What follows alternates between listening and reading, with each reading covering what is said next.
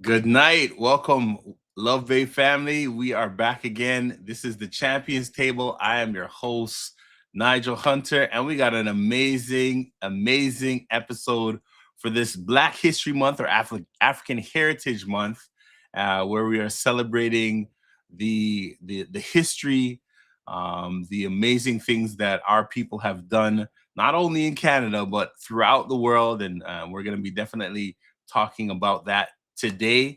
And as you know, at the Table, we celebrate growth, resilience, and the champion within us.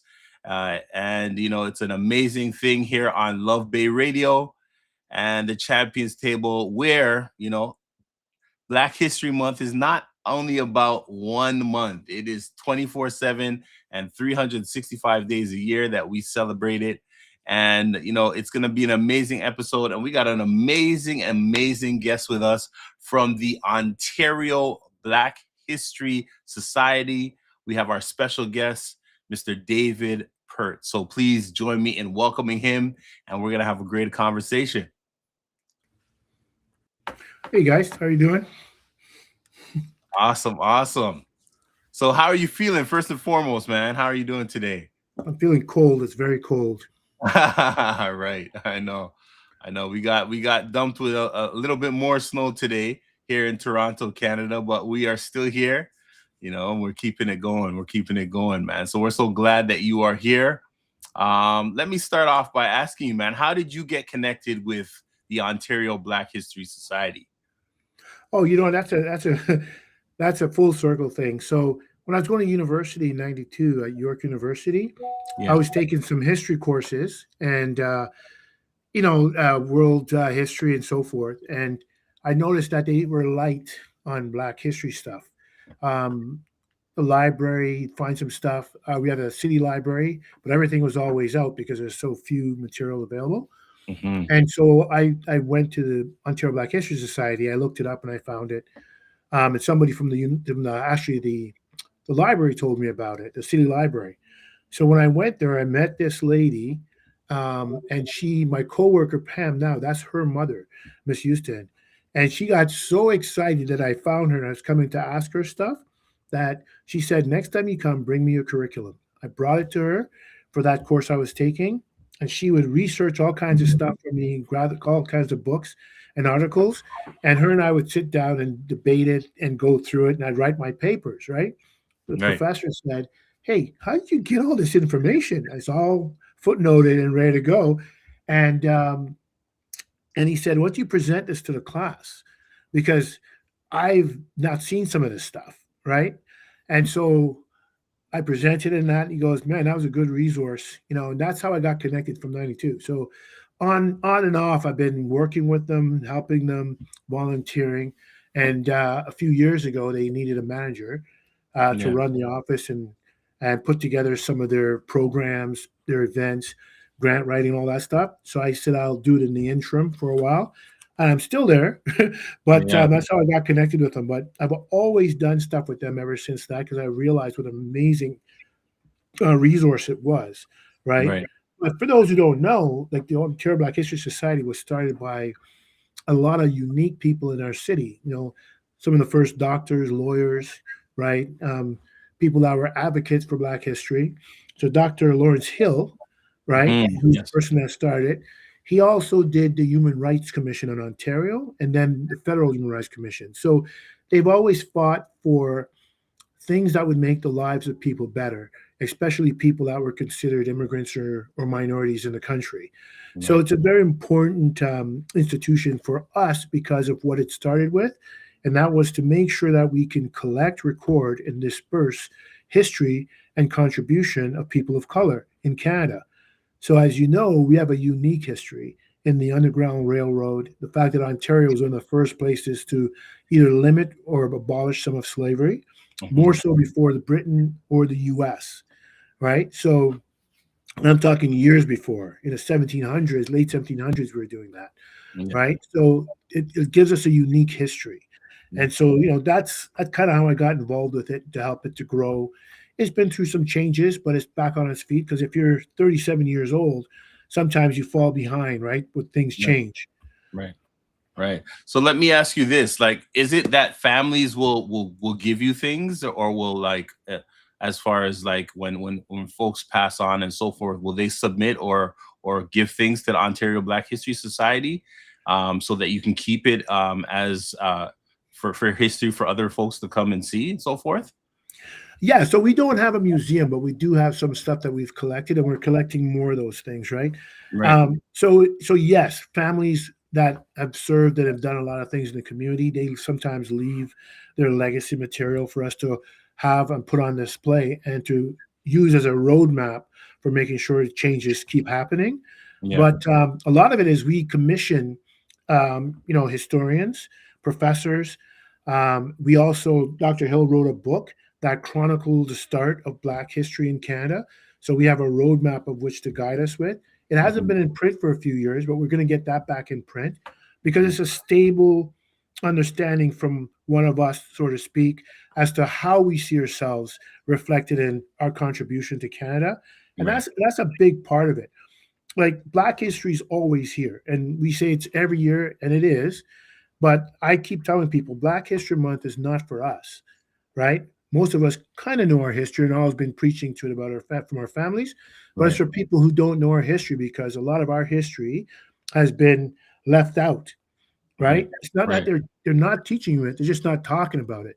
So if Right. people don't talk about your contribution, then it doesn't exist. And Right. so Black history is not taught in school and it's not generally recognized.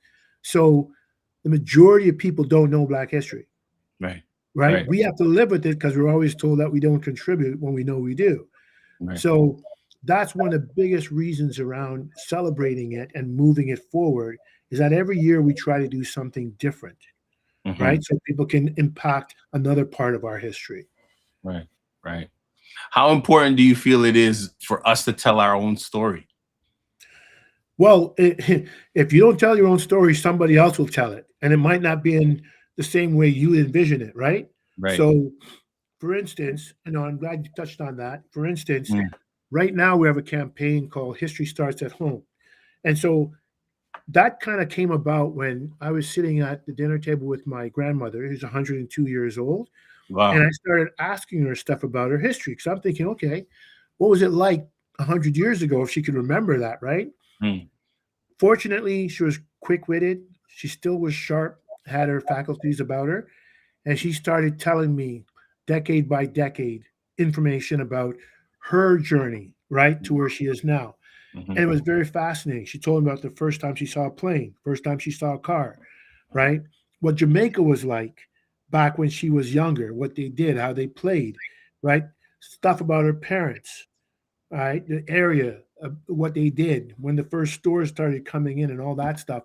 And so my mom would walk back and forth. She says, I don't know any of that stuff, right? Wow. Because parents don't tell their kids stuff, but they'll tell the grandkids, right? Right. So we started a campaign at OBHS this year, and we're hoping to push it all through the year that history starts at home. And Mhm. so with teaser questions, something like, what would be a song that would represent your family if there was a song that represented them? And so Right. just to kind of break the ice, because not every parent wants to tell the hardship of getting here or Mhm. some of the things that they face or they don't have enough money, whatever it may be. But it's still relevant to the child to know who they are because we're waiting on the curriculum to enter into Ontario. Ourselves as an institution and other institutions, Gene Augustine, um, you know, Sadler. There's another president we had named Natasha Henry, and others who have pushed to have these things change and have Black history be mandatory in schools. So grades 7, 8, and 10 are going to have that soon. Right. And other people were able to contribute to say, hey, these changes need to be made, right? But, think of that. It's 2026, and Yeah. it's not mandatory to teach history of some of the people that have been here from the very beginning of the inception and before this country was put together. How Right. do you keep that out of history? Right. So Yeah. it says a lot about what we've been fighting for and bringing forward. And beyond that, we keep saying to them, it's not just about our Black history starts at home. It's every kid's Black history or every kid's history. Because once you get to like fourth or fifth generation, if you can do that, right, Yeah. you find that history collides. Because not all of us are gentral, meaning we don't have royal names and so forth. For those who didn't, they Right. were serfs or they were indebted laborers. So everybody started from the bottom. That's why you have the 1%. So Yeah. you start to see commonality amongst people when they start looking back at their own history. So it then breeds, sympathy. It breeds understanding, and one doesn't overstep the other because of color of skin or whatever it may be. So Yeah. that's what we think will happen when people start looking back at their own history and figuring out how they got here, right? Right, right, right. That's good. That's amazing.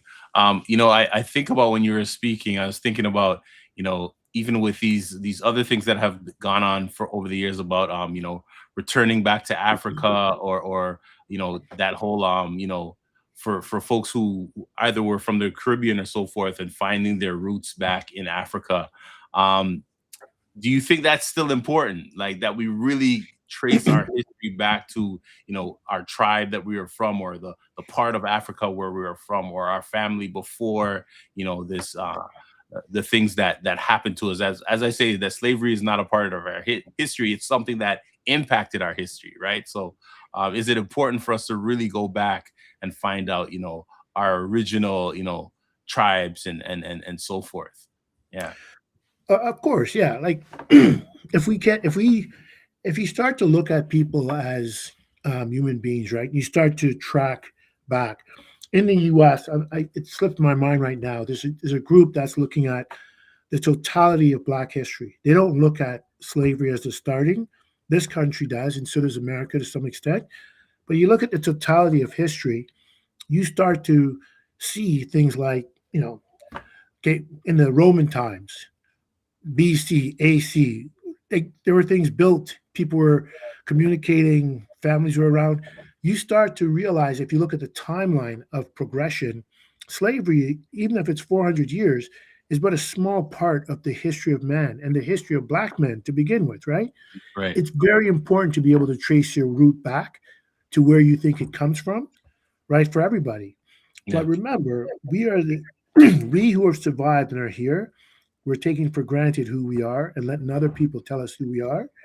And you can't do that because we're the strongest of our kind. That's why we're still here, right? Not just as Black people, but as individuals. You're the Right. strongest of your kind. That's Mhm. why you're here. So if you can't respect that DNA that somebody has passed on to you, then you need to learn where you come from. And that will breed that respect about who you are into you, Yeah. right? But it is true because you're reconciling. If you start going back like Ghana and Nigeria and so forth, you're reconciling the hurt that comes with knowing that you came from a place that you were shipped off as prisoners of war, not slaves, prisoners of war, Mm, and you were enslaved when you came to this country, right? mhm, mhm. So the idea that we were slaves is not that we were slaves. We were enslaved when we came here. We keep putting the emphasis of this dark period on us, but we're not the ones that brutalized us, right? We didn't do anything wrong. If you ask anybody, what did we do wrong? We did nothing wrong. We just happened to have been on the losing side of a battle and shipped away so we can't come back and take what was ours. Mm, So right. once you start answering those questions, the idea of being less than or whatever that they're trying to put up on you goes away because you know the totality of your history. Yeah, yeah. That's powerful. That's powerful. So let me ask you this question. What is something you think in Canadian Black history that we should be shared or taught more? Oh, we should be taught just how much we helped to build this country. Most people, when you ask them about the number one sport in this country, they'll say hockey, right? Yeah. Right. So, Yeah. right. So then they don't realize that there was a black hockey league in the 1800s, and it used to be all the churches. And when you come here, it's snow half the year. So out in Nova Scotia, which has an insane amount of history of us and it's incredible history, right? If you look at what they did, that again was left out of the history, right? we had a lot of black hockey players that were doing playing shinny or playing in arenas that they started doing the same thing, cutting back so that they can't keep attracting the crowds they were attracting. Took credit for some of the things that they did in their hockey league that revolutionized it, like slap shots and so forth.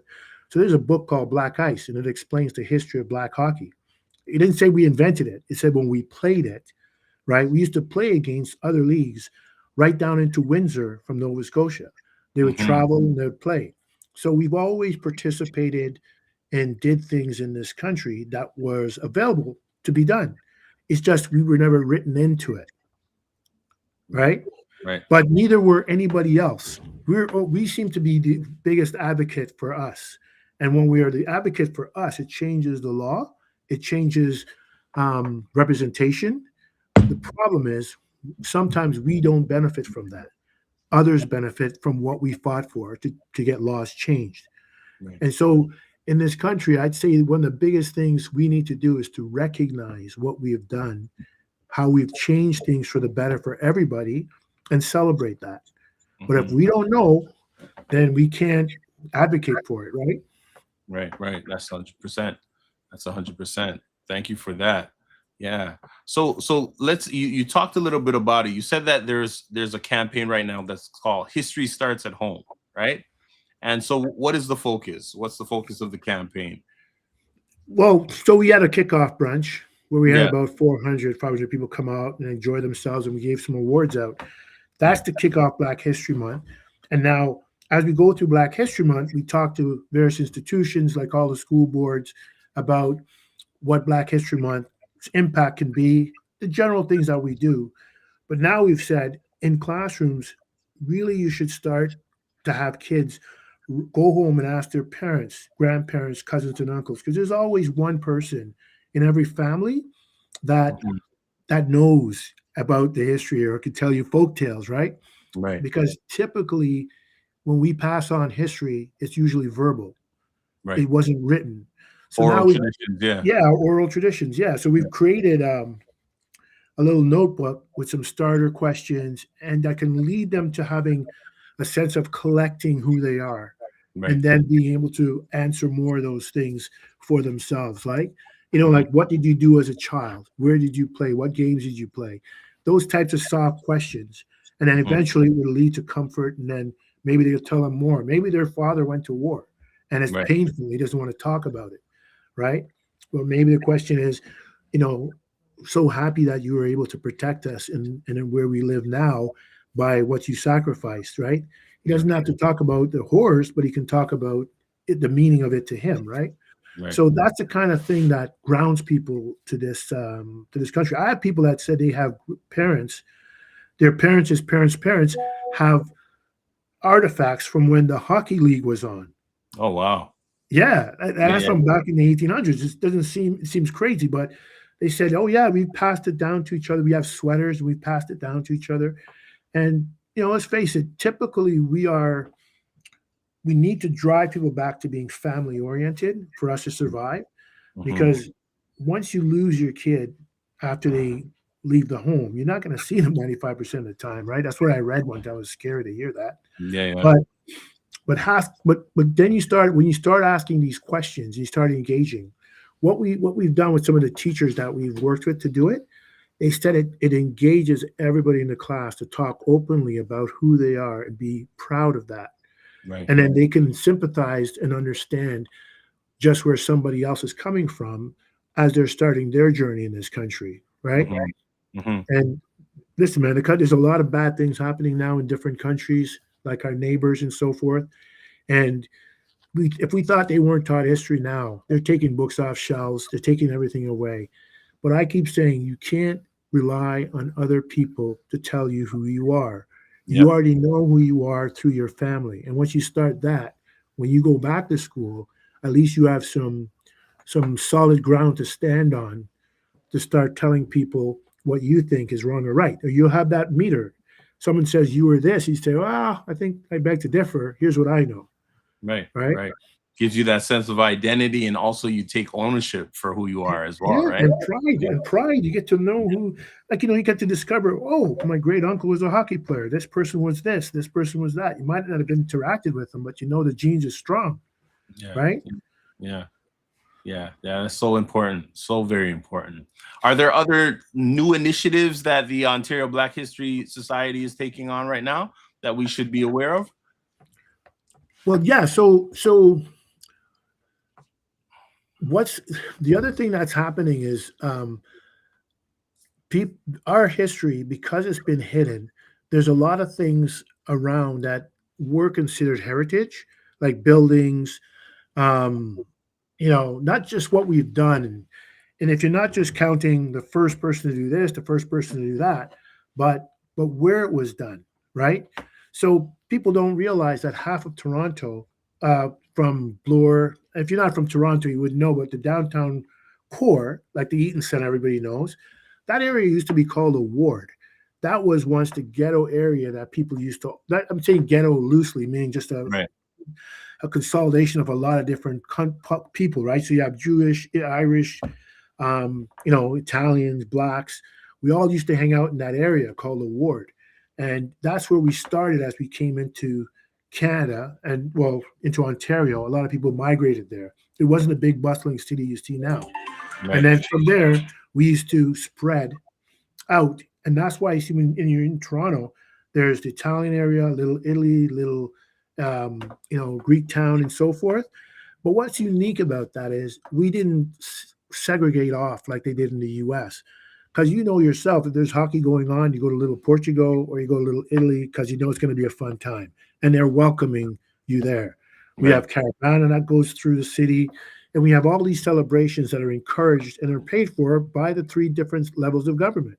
So there is some contribution to celebrate our cultural identities, but it's still missing things that are not known. Like there are buildings downtown where the first lady uh, had her first printing press, right? Mhm. And she happened Mhm. to be a lady of color. So when you start talking to kids when they're taking a tour, said this is the area that they started the first woman-owned printing press. All the ladies go, really? They didn't have that before? And no, she was the first owner of that. And you start looking at for instance, the taxi cab. The first taxi cab was a horse and cart, and that was done by the Blackbirds. And so the TTC colors is the colors of their first taxi. It's in Oh, honor wow. of them. So, Mhm. so things like that people don't generally know. Now we put it on plaques and we Yeah. tell people about it, but we need more historical representation, physical representation, and we need more tourism about it, Yeah. right? So we had Yeah. a lot of school come through last year, and it was great. Like they were learning stuff. Actually, they're learning too much. They said, "Man, there's a lot of stuff," right? Yeah. The Yeah. major the major courthouse in Toronto, underneath that dig for that, they found all kinds of history, right? From Aboriginal spearheads to a home that used to belong to a young black lady who escaped slavery from the U.S. and lived there for quite a while. They found the outline of her house underneath the building. They went 60 or some odd feet down, and they found different levels of history, and they Wow. have some of it displayed there. So there's a lot of unique things that the city has to offer that the general black public just walks by and don't even know. Yeah. So Yeah. we're trying to highlight those in our tours, and we're trying to make that more readily available. And Yeah. there's a lot of different subject matter that still needs books written about them that we're working on with different authors and different historians and Mhm. connecting it. And a lot of the universities are now starting to look at Black history more formatively because they're realizing the impact that it's had on Canada's birth and history, right? Right. So Right. there's always tons to do because we've been in the shadows for a long time. And as they bring us out from the shadows and into the light, a lot of things start to come to fruition, right? And this Mhm. country's makeup is changing. Yep. So you have to have representation if you want participation. Yeah. 100%. 100%. And so the Ontario Black History Society does tours. It's because I'm Yes, born and yes, raised in yes. Toronto. Yeah. So they actually do tours. That's amazing. Yeah. Yeah. Yeah, that's We're amazing. going to be taking on a lot more responsibility in partnering with other people like NPA, right? Mm. And Connect Tours. They have a lot of connections in the US and in Africa and places like that. So, in partnership, we'll make sure that Black history is recognized not just in Ontario, but Nova Scotia, BC, Alberta, right? Because there's a Quebec, of course, has a lot of our history as well. So the more common we make our history, the more people will be coming to tour. So remember, we're a gateway Yeah. for the U.S. Underground Railroad. So a lot of people who are not taught their history there, they want to come to Canada to see what happened when they went to Canada, because there's a big zero in books or journals there about what happened in Canada when they came. Right. And when they start telling them that they built towns that are still standing and growing when they first came, they're surprised because theirs are burnt down. so Yeah. so there's a lot of history here that we can talk about. And so again, when the Martin Luther King and his group, when they were planning to do marches and so forth, a lot of times they'd come to Canada just over Niagara Falls to do the planning, so they're outside of the reach of certain people, Right. right? And so Right. there's those areas and those buildings that they've used, that we have to mark and make sure they're heritage for us and not just, something that was there, now it's gone, and something is there and put a plaque on it. We have to find these heritage places and hold on to them. Yeah. Yeah. For sure. Yeah. For sure. Yeah, you heard it here first, man. We're so glad you came today, man. This is the Champions Table, and we are on Love Bay Afrobeat Music and Talk Radio. And please, if you're listening, please like, share, comment, subscribe, download our apps from the either Apple app or the Google Play Store. And please visit our website and donate, and so that we can have more conversations like this, and we can help and give back great programs like the Ontario Black History Society, and Nice. if you're listening, you can definitely call in and dial in 437-778-3299. Let's hear from you. And we are, as we are on all platforms as well. You're about to share something. No. I'm saying it's nice. I like the idea of donating to the Ontario Black History Society because Yeah. we're here to make sure that everybody's seen. Yeah, for sure. For sure. And you said that you collaborate with schools. Like, what are some of the collaborations that, for those who are out there, educators and school boards, what are some of the things you do with the school system? Oh, we always do. We do tours with them, bring them on Yeah. tours. We also go in and do presentations. Um, we try to get resources set up for teachers if they ask. We try and get some resources for them. This particular booklet that we're talking about in the next couple of weeks should be available on our website for download, Mhm. for anybody to be able to download it and use it themselves as their leisure. But I got to say, teachers get a bad rap, but teachers are teachers. They like to prepare. So when they heard the curriculum was going to change over, I don't think there wasn't one teacher from all their various boards or school boards that didn't call in to say, hey, we're going to do this change. What do you think we should be prepared for? Here's the dates. Because they're teachers, right? Right. These are the people that prepared in school. That's why they're teachers. So I was very happy and I was proud to say that these teachers were on it. They wanted to be ahead of the curve. They wanted to make sure they had their homework done so they can speak, you know, with some intelligence about what they were going to be teaching these kids. And it was a very fun time for them because they said, it's about time this curriculum came through so we can answer some of these questions. Yeah. And I think that will get rid of, when we put the curriculum in, there'll be some bumps along the way, but when it's in, think what you got to think about is this: when the curriculum is now in, you can't blame anybody for not knowing your own history. Mm. So Yeah. so now we're on the clock of knowing who we are. So when the kids come home and say, was this true? Is this how this happened? The parents are gonna have to answer some questions, and it ain't gonna be French. You're gonna have to find it somewhere, right? That's right. So we're You don't hoping know. now we can be that resource, and that's why we always look for the support so we can put things in place for that. Yeah. Anybody can donate to the Ontario Black History Society. They could always call us as well as email. Yeah. We're online. But that's what it's all about. Taking control of your own history, man, is very, very important. Yes, it is. It's so so very important. Yeah, and you said you had a banquet recently. You said there was a the banquet to kick it off. Yeah, we have a banquet. We have a banquet every year to Yeah. kick off Black History Month, and that's to bring awareness of it through radio stations like yourself.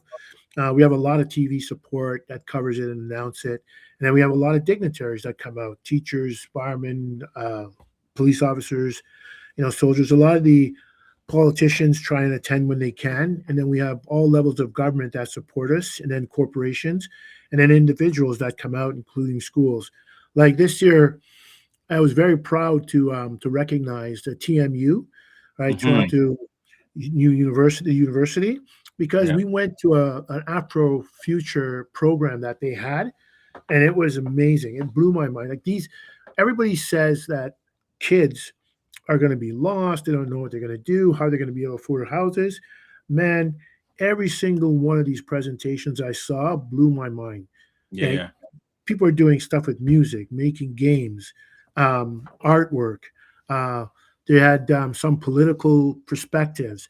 They just had a lot of unique things that said, "Oh, we're not just laying down. We're going to change this world." So it Yeah. was great to see that, and we truly recognize them for that because we want to encourage those kids to say, "Hey, you're seen. We love what you're talking about. Love what you're doing."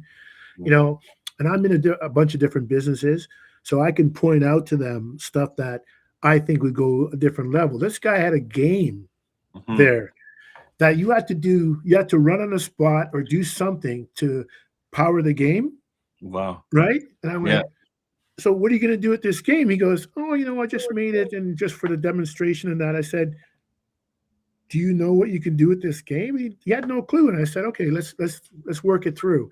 When Yeah. I was done, the teacher said, the guy you talked about the game, he's pursuing making the game and hopefully putting it out Yeah. Yeah. Yeah. because he Yeah. didn't see it from that perspective. And there's a lot of them that were like that. So if there's something that we learned there was that we need more adults who are in business or have foresight to not only talk to grade school and high school kids, but also university kids can have professionals come in Yeah. and talk to them about, what would you do for this? What would you do for that? Because it's not all about academics. Like these kids were so creative. It was insane, Yeah. Yeah. Yeah. right? Yeah.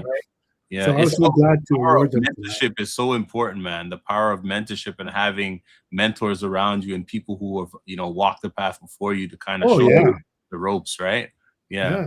Yeah. Yeah. Especially young boys, because a lot of times, you know, people write them off to just want to have fun or do this or that. So they don't. When you show interest in them beyond just the fun part, and the fact that they sat down and intellectually put this thing together and thought out how you can do it in a different way, like you got to recognize that, Yeah. right? Because they're not really recognized a lot for what they do. And let's face it, their whole world, we talk history. If you look at the role of a man now, that's blown up. Like Hmm. it's not what it was. So not only do a lot of fathers have to kind of look and change how they approach their sons, but the sons can't necessarily follow the same track the father did because that's changed, Hmm. right? Hmm. Women are a little bit more independent. They're well educated, right? They're leaders. If they're leading the pack, a lot of young men are falling behind, even though they're just as capable. They're not being focused on as being capable enough to do what they can do, right? Right. And you still need them to be a part of that grouping that's going to move us forward. Yeah. So Yeah. I tend to spend a lot of time when we're doing tours with the young men to point out to them that you got to think through what the process is for this. And by the end of the tour, they have a different perspective of what they're learning. Yeah. Right. Right. Yeah, that's really good. That's really good. And it's funny that they're living in a day and age where they're preparing for a world where nobody really knows what it's going to look like, right? No, no. We don't have a clue on how it's going to look. We can have hints, and we see certain things happening, but the future is definitely something that we are not sure how it's going to look for sure. Yeah. No, and they've got to go back to like, you got to try and I always tell young boys if I meet them, I say, listen, do you have 5 friends that you can, or 5 of you can get together and figure out what you want to do in the future to help each other. You don't have to do the same thing, Right. but if you think about money, fundraising, buying houses, all those things, you typically need 3 to 5 people nowadays, anyways, to figure that out.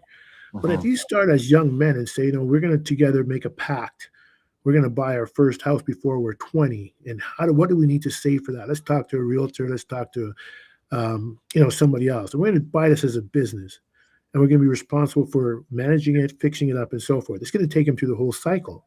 Mhm. By the time these guys are 25 and they're used to working like that together, they can take on the world Yeah, it's because true. they know how to, give people their different positions. One guy might be good at financing. Another person might be good at negotiating. Somebody might be good at using his hands, right? Others are responsible, so he can tell and make them all do what they're supposed to do, not as a boss, but as a coordinator, right? Right. So those kind of things, I used to do them a lot. I had a big family, so I had 7 brothers and sisters. So somebody Wow. had to coordinate. I was You glad said to be a 7 brothers coordinator. and sisters. Oh yeah, man, we were a Wow. big family. So Yeah, yeah. we all had different skill sets and we worked together as much as we can. But once you get married and you get out of the household, that all falls apart. But I always wish that that was a thing because when we were younger, we were able to create a music. I call it an entertainment company where we were a DJ crew or dance crew. We did events, we put on parties, we traveled when we needed to. We competed with friends that we still have as friends today. Mhm. We'd be talk to each other crazy when we're doing our DJing, but I still know 10 different sound crews that are grown men with businesses, grown men with families. We get together and we say hi every time we see each other. And I think the kids today are missing that, right? And Mhm. that's that new history that we don't talk about. Like we talk about the 1800s, 1700s, all that stuff, but 60s, 50s, and how we clumped and helped each other get along through those times, house parties, parents on the top floor, kids on the bottom floor playing, Right. families sitting around telling stories, right? All those things have gone by the wayside. You Yeah. know, for young boys and young women, I don't even think they go to dances and slow dance anymore. And when you talk to people my age and your age, maybe I'm not sure, right? Yeah, yeah, for sure. That was a great opportunity on a weekend. You're looking forward to going to a dance and meeting young women and not fighting and stuff, but listening to great music. Because again, another part of history or modern history, I'd say, is they never used to pay our music on the radio. Mhm. Have one station that played on a Sunday or on a Saturday, right? 88.1, Ron Nelson used to play at the college level. We had college radio play our stuff every now and then. On a Saturday, everybody was taping all their music, right? To take it back to school to say, this is what we got. Yeah. That whole, like, look at the smile it brings on your face, right? Yeah, That yeah. whole time was a happy time Yeah. for us. We didn't have lots of money, but we had a tape recorder. We tape, we'd go in and we'd swap the birth of the mixtape until Yeah. it become industrial now, right? Yeah, yeah, But we yeah. used to be hands-on in what we did, hands-on in what we got. And we created all these different futures for some of these guys are now billionaires.